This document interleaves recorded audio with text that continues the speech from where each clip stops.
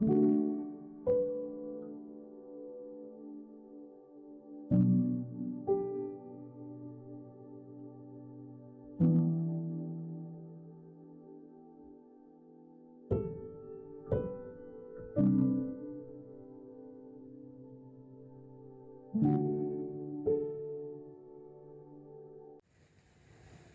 the Lord. I'm so happy that you are organizing this 40 days program of the reflection of the different aspects of the Holy Spirit, the third person of the Holy Trinity. Today, I am asked to reflect upon the topic, the Holy Spirit will glorify Jesus. I know this topic is a theological topic, but I'll try my best to give you a reflection that can help us personally during these days of preparation to receive the Holy Spirit on Pentecost. For this reflection, first and foremost, I would like to take up the Gospel passage from St. John's Gospel, chapter 16, verses 13 and 14. When the Spirit of truth comes, He will guide you into all the truth. For He will not speak on His own, but will speak whatever He hears, and He will declare to you the things that are to come. The Holy Spirit will glorify me because He will take what is mine and declare it to you. Having listened to this passage, now we go to St. Paul. In his first letter to the Corinthians, chapter 2, verse 12, St. Paul says, "Now we have received not the spirit of the world, but the Spirit that is from God, so that we may understand the gifts bestowed on us by God." Because of this, Jesus, when He was speaking to the Samaritan woman, St. John's Gospel, chapter 4, verse 10, He says to the woman, "If you knew the gift of God and who it is that is saying to you, 'Give me a drink,' you would have asked Him, and He would have given you living water." To understand this aspect, I would like to take you to the beautiful encyclical Dominum et Vivificandum, that is, the Lord, the giver of life, written by Pope St. John Paul II. In that encyclical, the Pope discusses the concept of the revelation of the Holy Spirit as person gift. Now here we must understand the difference. The Holy Spirit is not just a power. The Holy Spirit is not just an energy. The Holy Spirit is not just a force. The Holy Spirit is not just a gift, but the Holy Spirit is a person gift. He is a person, just like God the Father is the person, God the Son, Jesus Christ is the person, and so God the Holy Spirit is a person. For example, when one gets married, he gets an incredible gift, and that is the gift of another person as a spouse for him. So he gets another gift of a person.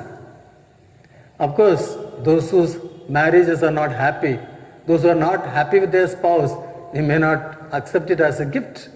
But it is a fact. Then in marital love, that blossoms into the gift of another person, and that is a child determined to praise God for all eternity. Now these are amazing gifts, person gifts, but these are the image and likeness of God. But what Pope St. John Paul II says is, in his encyclical, that is number 22, the Holy Spirit is not only as a gift from Jesus, but is a person gift. Just as Jesus Christ in his incarnation is a person gift from the Father, so too is the Holy Spirit a person gift from God the Father and Jesus. This giving of the Holy Spirit as a gift to us is truly the greatest gift of all possible gifts. For the Holy Spirit is the personal love proceeding from the Father and the Son, which St. John Paul II calls in Dominum et Vivificandum number 10 as uncreated love gift. That's what the Holy Spirit is. So the Holy Spirit is person love and person gift. The eternal love of the Father and the Son is a person gift, and this person gift is the Holy Spirit. The Holy Spirit is the final gift, the gift of God's own life within us, justifying us, sanctifying us, filling our hearts with love, a love welling up to eternal life. Again, I would like to come back to the same passage, St. John's Gospel, chapter 16, verse 14, where Jesus says, He will glorify me, means the Holy Spirit will glorify me, for He will take what is mine and declare it to you. In taking what is Jesus or what belongs to Jesus, the Holy Spirit takes over Jesus' mission on earth in his absence. Yet, as we have already seen, it is the Holy Spirit who guarantees the continued presence of Jesus in the fullness of the gospel. While Jesus will speak of his departure, it is by his departure that he remains fully and universally in the coming of the Holy Spirit. Again, we can hear Pope St. John Paul II's encyclical Dominum et Vivificandum number 8. He emphasizes that the Holy Spirit will come insofar as Christ will depart through the cross. In the farewell discourse in the upper room, the Holy Spirit is revealed in a new and fuller way. He is a person gift. He is coming as another counselor who will lead the apostles and the church into all the truth. Now there are three great moments in the life of Jesus where we find the Holy Spirit glorifying Jesus. The first is incarnation, second is baptism, and the third is exaltation. Now in incarnation, it is again the Holy Spirit glorifying Jesus. The Gospel of Luke, chapter 1, verse 35, we read, the angel Gabriel says to Mary, the Holy Spirit will come upon you, and the power of the Most High will overshadow you. Therefore, the child to be born will be holy, and he will be called Son of God. So again here we find the work of the Holy Spirit, the power of the Holy Spirit for the incarnation to become a reality. Secondly, the baptism of Jesus. This is the second great moment where the Holy Spirit glorifying Jesus. In the Gospel of Luke chapter 3 verse 21 and 22 we read, now when all the people were baptized, and Jesus also had been baptized and was praying, the heaven was opened, and the Holy Spirit descended upon him in bodily form like a dove. And a voice came from heaven, you are my Son, the beloved, with you I am well pleased. From this point on, we can notice that Jesus is spoken of as being led and empowered by the Holy Spirit. As soon as Jesus received the Holy Spirit, he began to perform miracles, healings, casting out demons, etc.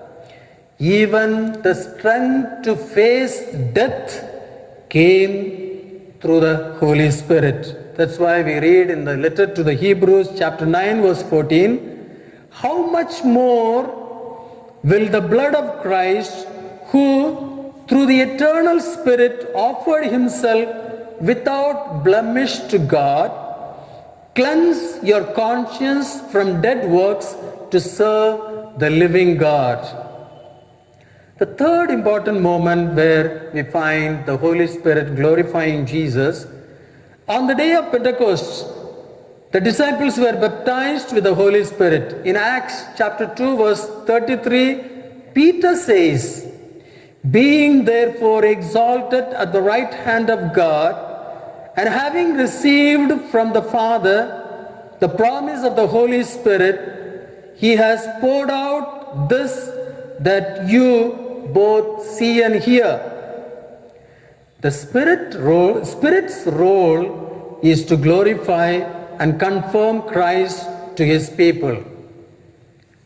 That's why the passage, St. John's Gospel, chapter 16, verse 12 to 15, I still have many things to say to you, but you cannot bear them now.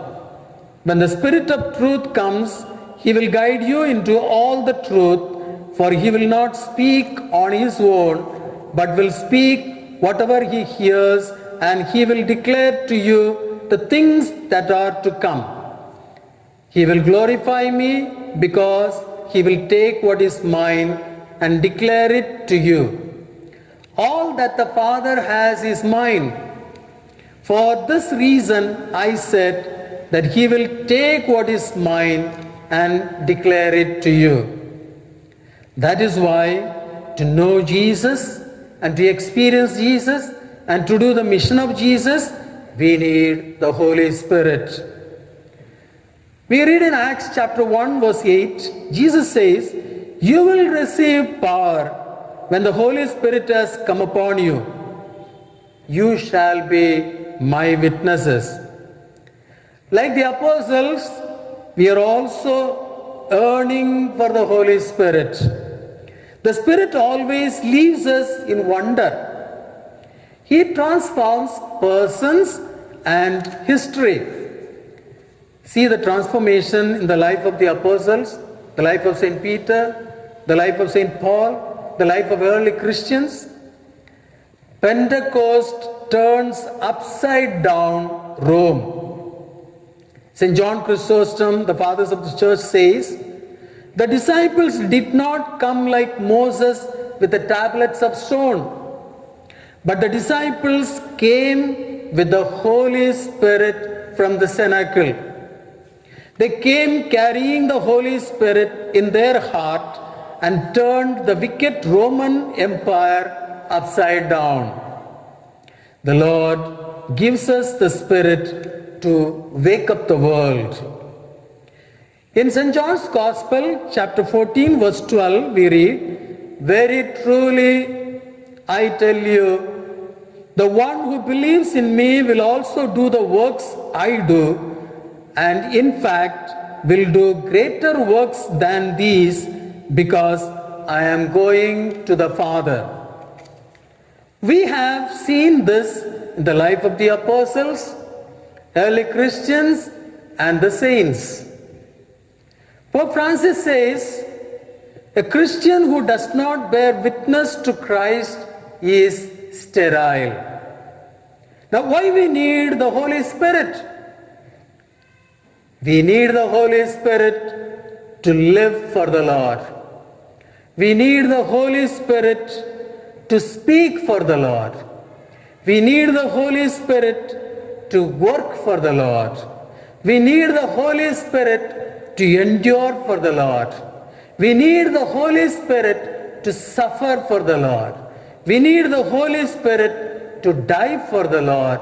And we need the Holy Spirit to bear witness to the risen Lord.